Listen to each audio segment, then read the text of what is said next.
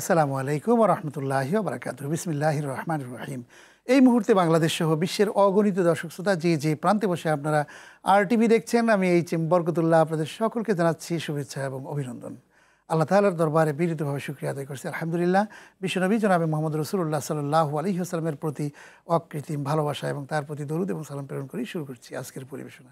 প্রিয় দর্শক, আপনারা দেখছেন BRB নিবেদিত Islami Jibon, powered by BRB hospitals limited.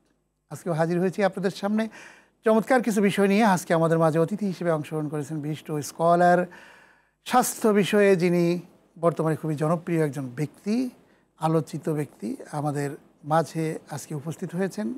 আসুন আমরা তার সাথে পরিচয় হই। তিনি হচ্ছেন JK লাইফস্টাইল লিমিটেডের সম্মানিত ফাউন্ডার চেয়ারম্যান জনাব ডক্টর জাহাঙ্গীর কবির। আসসালামু আলাইকুম ওয়া রাহমাতুল্লাহি ওয়া বারাকাতুহু। ওয়ালাইকুম আসসালাম ওয়া রাহমাতুল্লাহ। আপনাকে স্বাগত জানাচ্ছি আমাদের আজকের আয়োজনে। প্রিয় দর্শক শ্রোতা, আপনারা দেখছেন BRB নিবেদিত ইসলামী জীবন। আজকে আমরা আলোকপাত করব স্বাস্থ্য বিষয়ে, কীভাবে আমরা সুস্থ থাকবো এ বিষয়ে আমরা ধারাবাহিক আলোচনা আমরা করেছি, আজকেও করতে চাই। আজকে আমরা করতে চাই যে এই যে সিয়াম সাধনা আমরা করছি, আমরা পেয়েছি আল্লাহর কাছে। এখানে একটি আয়াতে আল্লাহ তাআলা বলছেন ওয়াং তাসুমু খায়রুল লাকুম, এই সিয়াম তোমাদের জন্য অনেক কল্যাণকর। আল্লাহ বলছেন যদি তোমরা জানতে তাহলে এটা অনেক কল্যাণ। তার মানে হচ্ছে আমরা জানি না অনেক কিছু এটার ভিতরে আছে, সেই জিনিসটা আমরা আজকে জানবো ডক্টর জাহাঙ্গীর কবিরের কাছে। চমৎকারভাবে আপনি শুরু করেছেন। আসলে ঠিক এই আয়াতটাই আমি খুব গুরুত্ব দিই যে আসলে আমরা কত কিছু জানতাম না। হ্যাঁ, যেমন ধরেন এই রোজার মাধ্যমে যে অটোফেজি হয়, অটোফেজি জাপানি বিজ্ঞানী ওসুমি 2016 সালে উনি নোবেল প্রাইজ পেলেন এটা আবিষ্কার করার মাধ্যমে। এরপরে এটা মূলত বেশি আলোচনায় আসে। তো অটোফেজির যে মিনিংসটা এটা একটু আমি দর্শকদেরকে সহজ করে বলতে চাই। অটোফেজির বাংলা হবে আত্মভক্ষণ। তাতে ভয় পাওয়ার কোনো কারণ নেই, নিজেকে খেয়ে ফেলা। হ্যাঁ, তো এখন বডির ভিতরে কিন্তু দেখেন যেই সেলগুলো নষ্ট হয়ে যায় সেগুলোকে খেয়ে ফেলার দরকার আছে, আবার যেই সেলগুলোকে খেয়ে ফেলো তার বিনিময়ে আরেকটা ভালো সেল আসারও দরকার আছে। তো অটোফেজির মাধ্যমে চমৎকার কিছু ঘটনা, দুষ্ট যেগুলো আছে এগুলোকে খেয়ে ফেলে, ভালো কিছু নিয়ে আসে। আবার ধরেন অনেক সময় প্রোটিন সংশ্লেষণ যখন হয় তো এটা কিছু ডিফেক্টিভ প্রোটিন তৈরি হয়। যেমন আমাদের ফ্যাক্টরিতে QC থাকে না, যে QC ও কী করে, কোয়ালিটি চেক করে যে যেই ডিফেক্টিভ যে কাপড়গুলো সরিয়ে ফেলে, হ্যাঁ, যেই কাপড়গুলো সঠিকভাবে তৈরি হয়েছে, প্রোডাকশন হয়েছে, সেগুলোকে রেখে দেয়। বডিতে কিন্তু ওই যে ডিফেক্টিভ প্রোটিনগুলো থেকে যায়। তো এখন যখন আমরা অনেকক্ষণ সিয়াম সাধনা করি, না খেয়ে থাকি, তখন তার বডির তখন শক্তির দরকার হয়। সে তখন করে কি, ওই ডিফেক্টিভ প্রোটিনগুলোকে সে আবার রিসাইকেল করে, অর্থাৎ অনেকগুলো ভাঙা কাঁচ থেকে সে একটা নতুন কাঁচের টুকরা তৈরি করে, গ্লাস তৈরি করে। তো ঠিক একইভাবে সে ওইটা থেকে এটাকে বলে রিসাইকেল করে সে ব্যবহারযোগ্য একটা প্রোটিন তৈরি করে, তারপর সেটাকে ব্যবহার করে।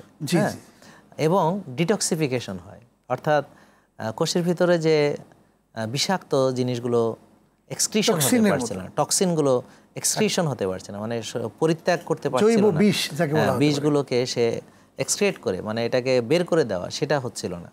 তো এই রোজার মাধ্যমে আমরা সেটা পাই।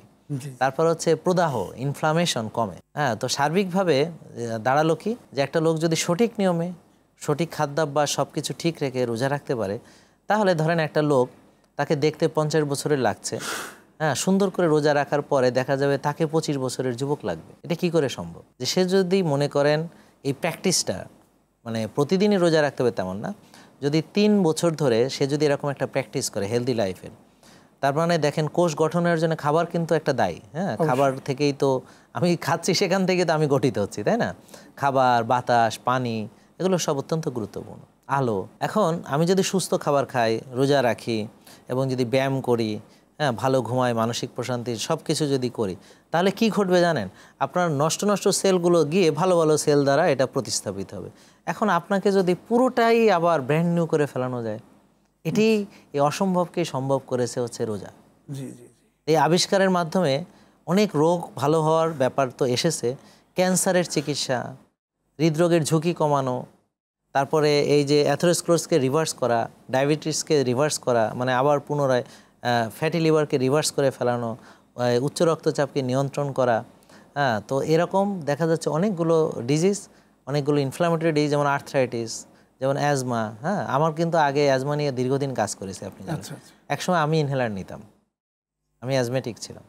তো আলহামদুলিল্লাহ বিগত বহু বছর হয়েছে আমি কোনোদিন একটা ওষুধ টাচ করতে হয় না।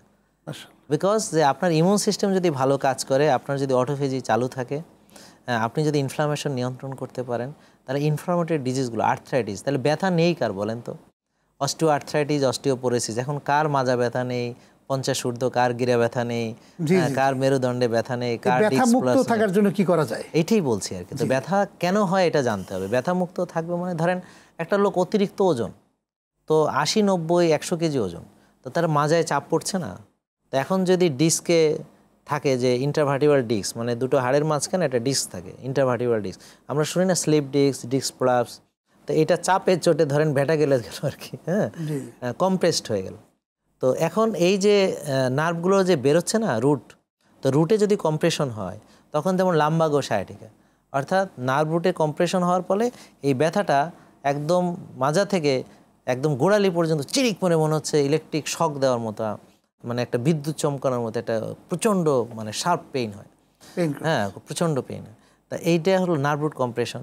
এখন ব্যথার রুট কজগুলো জানতে হবে। টক্সিসিটির কারণে পরে পেইন হয়, ইনফ্লামেশনের কারণে পরে পেইন হয়, অতিরিক্ত ওজনের কারণে পেইন হয়, হাড় ক্ষয় হলে, তারপরে অস্টিও আর্থ্রাইটিস হলে পেইন হয়। তারপর আমি ধরেন হাত ঘোরাচ্ছি না, ঠিক আছে, এখন এই জয়েন্টগুলোতে একসময় মোবিলিটি হারাবে, তখন আমি তো আর হাত নড়াতে পারবো না। তো আমরা বলবো ফ্রোজেন শোল্ডার, হাত উঠাতে ব্যথা লাগছে, ক্যাপসুলাইটিস হয়েছে, ডায়াবেটিস রোগের এটা একটা কমন। তা এই আইটিস মানে ইনফ্লামেশন। তাহলে একটা লোক ব্যথামুক্ত থাকতে হলে তাকে কি করতে হবে? তাকে ভালো খাবার গ্রহণ করতে হবে, তাকে সঠিক নিয়মে রোজা রাখতে হবে, ভালো ঘুমাতে হবে, ভিটামিন ডি লেভেল রাখতে হবে 90-100-র মতো, কারণ ভিটামিন ডি কমে গেলেও ব্যথা হয়, আপনি জানেন। হ্যাঁ, তারপর হচ্ছে যে সবচেয়ে বড় কথা হলো যে আপনার টোটাল লাইফ স্টাইল, অর্থাৎ মানসিক অশান্তিতেও ব্যথা হয়, জানেন আপনি? মনের ব্যথা কিন্তু শরীরে আসে, শরীরের ব্যথা মনে যায়, কিন্তু আবার মনে সিরিয়াস একটা সমস্যা, ধরেন আপনার নিকট কাউকে হারিয়েছেন, একজন কেউ আপনার খুব ঘনিষ্ঠ বিপদে পড়ে গেছে, চরম বিপদ, আপনি তাকে হেল্প করতে পারছেন, এই ব্যথা কিন্তু আপনার শরীরে আসবে। হ্যাঁ, তো এই যে নিউরোপ্যাথিক পেইন, যেমন ডায়াবেটিক নেফ্রোপ্যাথি, নিউরোপ্যাথি আছে, তো কিডনি নষ্ট হলে সেটা একরকম ব্যথা হয়, জানেন, আপনার ডায়ালাইসিস লাগে, ডায়ালাইসিস রোগী কিন্তু অত্যন্ত, মানে তার যে টক্সিক ম্যাটেরিয়ালসগুলো শরীর থেকে বের হচ্ছে না। অত্যন্ত সুন্দর কথা শুনছিলাম, আরও শুনবো ইনশাল্লাহ একটা বিরতি নেবার পর। প্রিয় দর্শক, আপনারা দেখছেন বিআরবি নিবেদিত Islami Jibon, powered by BRB hospitals limited. সময় হয়েছে একটি ছোট্ট বিরতি নেবার, বিরতির পর আবারও ফিরে আসবো, ততক্ষণ আমাদের সঙ্গেই থাকুন।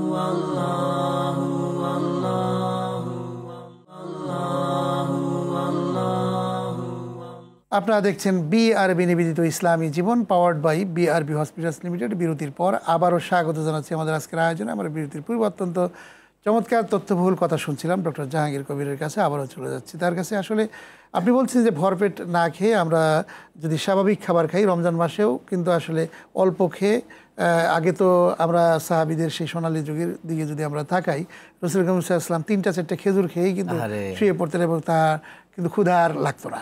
এই যে এত খাবার আমরা যেমন ভাত, পোলাও, মাংস, বিভিন্ন রকমের রকমারি খাবার দিয়ে পেটটাকে ভরে দিচ্ছি, এটা কিন্তু সুন্নাহ বিরোধী।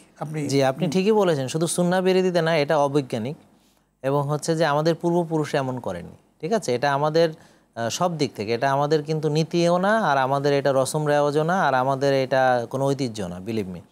তো আমরা যে ফ্যামিলি থেকে এসেছি, আমি জানি না আপনাদের কেমন ফ্যামিলি, আমার দাদা কৃষক ছিলেন, তো আমাদের ব্যাকগ্রাউন্ড হচ্ছে কৃষিকাজ থেকে আমাদের উঠে আসা, আমাদের গ্রাম থেকে উঠে আসা। হয়তো নবাব ফ্যামিলির 2-1 থাকতে পারে, কিন্তু আমার জানা মতে মেজরিটি আমরা কৃষক ফ্যামিলি। তার আমাদের ঐতিহ্যটাই না আমাকে ফলো করতে হবে।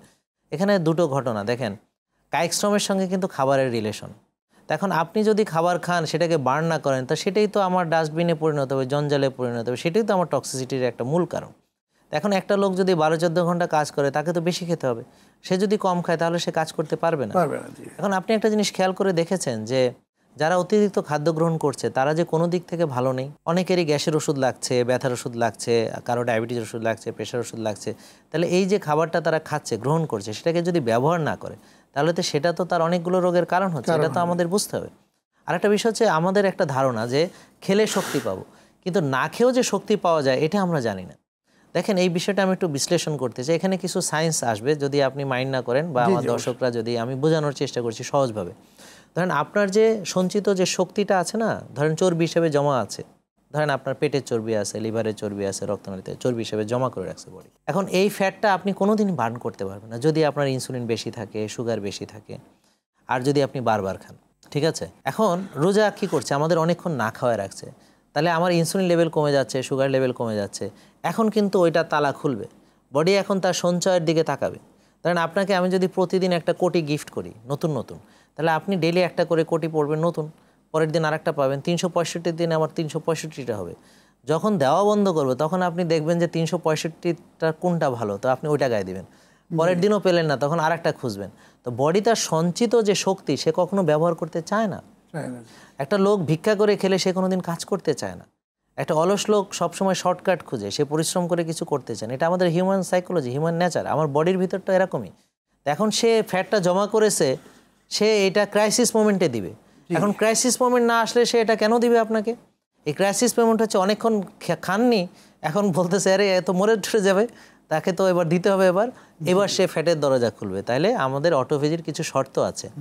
দেখেন, প্রদাহ বেশি থাকলে, স্ট্রেস বেশি থাকলে, রাত জাগা বেশি থাকলে, ঘুম না হলে, টেনশন দুশ্চিন্তা করলে, বারবার খেলে, অতিরিক্ত খেলে, রক্তে চিনির পরিমাণ বেশি থাকলে, অতিরিক্ত প্রোটিন খেলে, আর হচ্ছে রক্তে যদি ইনসুলিনের পরিমাণ বেশি থাকে, তাহলে আমাদের ফ্যাট বার্নিং হবে না, বডি তার সঞ্চয়ের দিকে হাত দিবে না। তাহলে এখন আপনি জিজ্ঞেস করেন যে আমি কিভাবে বডিকে এরকম উপযুক্ত করব। তা অতিরিক্ত চিনি জাতীয় খাবার, processed food, ultra processed food বাদ দিব, ডুবো তেলে ভাজা বাদ দিব, তারপর সাদা ভাত খাওয়া বাদ দিব, সাদা রুটি খাওয়া বাদ দিব, সাদা আটা, সাদা লবণ, সাদা চিনি এগুলো বাদ দিয়ে, প্রসেসড আল্ট্রা প্রসেসড ফুড বাদ দিয়ে আমরা সবুজ শাকসবজি, ডিম, সবুজ শাকসবজি, মাছ, সবুজ শাকসবজি, মাংস, ভালো তেল এগুলো খেলাম। তাহলে আমার শরীরে আর বাজে জিনিসটা ঢুকছে না। এরপর হচ্ছে আমি রোজা রাখলাম। রোজা রাখলে কি হবে, এই যে কমে গেল। তারপর আমাকে আবার ব্যায়াম করতে হবে, কারণ ওই যে স্টিমুলাস দিতে হবে না, যে ফ্যাটটা যে বার্ন হবে এটা তো শক্তি হবে। এখন এনার্জির জন্য তো বলতে হবে যে আমি দৌড়াচ্ছি হাতির চিলে, হ্যাঁ, এখন এটা ক্ষয় করো, হ্যাঁ। তো এটা হচ্ছে, আর হলো পর্যাপ্ত বিশ্রাম দিতে হবে, তার মানে ভালো ঘুম। আর এই যে আমরা তারাবি পড়ছি, তাই না, আমরা তাহাজ্জুদ পড়ছি, আমরা 5 ওয়াক্ত নামাজ মসজিদে গিয়ে জামাতে পড়ছি। এর পাশাপাশি আমরা যদি বিকেলে আসর টু মাগরিব একটু সময় বের করে হাঁটাহাঁটি করি, একটু যদি শরীরে রোদ লাগাই, সকাল বিকাল নরম রোদ, যেন ডিহাইড্রেশনে আমরা না পড়ি, আর একটু সিরিয়াস এক্সারসাইজ যদি ইফতারের আগ মুহূর্তে করি, তাহলে দেখবেন এই রমজানে ইফতারের আগ মুহূর্তে কি আসলে এক্সারসাইজ করা জরুরি? এটা হচ্ছে সবচেয়ে গুরুত্বপূর্ণ টাইম। কেননা এই সময় আপনার দেখেন গ্রোথ হরমোন, হ্যাঁ, টেস্টোস্টেরন বুস্টিংয়ের জন্য খুব গুরুত্বপূর্ণ। তো এখানে 3 গুণ থেকে 5 গুণ বেশি থাকে আপনি রোজা রাখার কারণে। কারণ বডি কখনো মাংসপেশি ক্ষয় করতে চায় না, এই জন্য সে গ্রোথ হরমোন বাড়িয়ে রাখে, যে আপনি সারাদিন না খেয়ে আছেন, না যেন মাসেলটা খেয়ে ফেলে, তো সে যেন ফ্যাট খায়। ব্যাপারটা বুঝতে পারছেন? এই জন্য গ্রোথ হরমোন বেশি থাকে। এখন আপনি যদি এক্সারসাইজ করেন অন টপ অফ দ্যাট, এটা আরও বুস্ট করবে, আরও গ্রোথ হরমোন অনেক বেশি বেড়ে যাবে, হ্যাঁ। তারপরে আপনার টেস্টোস্টেরন বাড়বে, আপনার বিডিএনএ, ব্রেন ড্রাইভ নিউরোট্রফিক ফ্যাক্টর, অর্থাৎ নিউরোজেনেসিস হবে। স্টুডেন্টের জন্য ব্রেন দরকার, আপনার জন্য ব্রেন দরকার, আমাদের জন্য ব্রেন দরকার, নিউরোজেনেসিস দরকার, দ্রুত ডিসিশন মেকিং করা দরকার, তাড়াতাড়ি একটা সিদ্ধান্ত নেওয়ার বিষয় আছে। আপনি হঠাৎ একটা প্রশ্ন করলেন, দর্শক একটা প্রশ্ন, আমাকে ফ্র্যাকশন অফ সেকেন্ডে এটার উত্তর দিতে হচ্ছে, আমাদের ব্রেন ফাংশন দরকার। এই যে এখন আমি ফাস্টিংয়ে আছি, এখন যদি এক্সারসাইজ করি, তাহলে আমার বিডিএনএফ রিলিজ হবে, ব্রেন ডিরাইভড নিউরোট্রপিক ফ্যাক্টর। এটা মস্তিষ্কের সারের মতো, এটা আমাকে নিউরোজেনেসিস করবে, নতুন নার্ভ তৈরি করবে।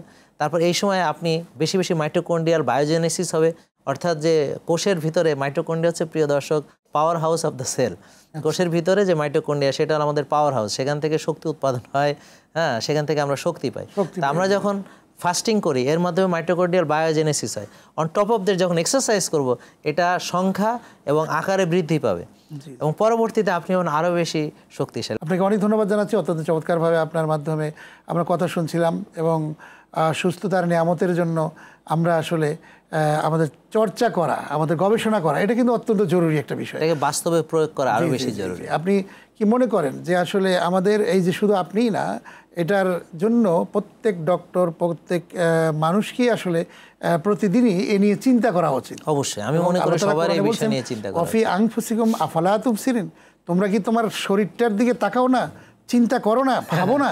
এটা কিন্তু আল্লাহ বলছেন বারবার। অন্য আয়াতে বলছেন অফি আনফুসিকুম আফালা তাকিলুন, তোমরা কি, তোমাদের কি জ্ঞান নাই, তোমাদের কি হুঁশ নাই? এভাবে কিন্তু আমরা কিন্তু অনেক সময় বলি, এই তুই কি দেখো না, তুমি কি জানো না, তুমি কি বোঝো না? আমরা কিন্তু এভাবে মানুষদেরকে মানে বলি। তার মানে তোমার চোখ আছে, আমরা কিন্তু দেখি, তারপরেও আমরা এভাবে বলি। আল্লাহ কিন্তু আমাদেরকে, আমরা বুঝি, তারকে আল্লাহ তাআলা এভাবে আমাদেরকে বলছেন যে তোমার নিজেরটার দিকে তাকাও, তোমার শরীরের ভিতরে অনেক নিদর্শন আল্লাহ তাআলা রেখেছেন। অবশ্যই অবশ্যই। এবং একটা আল্লাহ তাআলা একটা জিহ্বা দিয়েছেন, যে এবং একটা চক্ষু দিয়েছেন, যে আল্লাহ তাআলা কোরআনে কারিমের মধ্যে বলেছেন যে তোমাদেরকে কি আমি একটা জিহ্বা দেই নাই, এবং তোমাদেরকে দুটো চক্ষু দেইনি, এনি ভাবো না কেন? এগুলো আসলে ভাবনার বিষয়, এবং আপনার ভাবনার মাধ্যমে, আপনার মাধ্যমে আমরা অনেক কথা জানলাম, বুঝলাম। আপনাকে অনেক ধন্যবাদ জানাচ্ছি আমাদের আপনাদেরকেও অসংখ্য ধন্যবাদ, আরটিভিকে ধন্যবাদ, আপনাদের সবাইকে, কলাকুশলী যারা আছেন সবাইকে ধন্যবাদ আমাকে নিমন্ত্রণ করার জন্য। প্রিয় দর্শক শ্রোতা মণ্ডলী, আপনারা এতক্ষণ দেখলেন বিআরবি নিবেদিত Islami Jibon, powered by BRB hospitals limited. আমরা ডাক্তার জাহাঙ্গীর কবিরের মাধ্যমে অনেক তথ্যবহুল কথা আমরা জানলাম। আমরা প্রতিনিয়ত আমরা নিজেকে নিয়ে ভাববো, এই হোক আমাদের প্রচেষ্টা এবং প্রত্যাশা। আজ শেষ করছি, আগামী অনুষ্ঠান দেখার আমন্ত্রণ জানাচ্ছি। আপনারা সবাই ভালো থাকুন, সুস্থ থাকুন। আল্লাহ হাফেজ। আসসালামু আলাইকুম ওয়া রাহমাতুল্লাহি ওয়া বারাকাতুহু।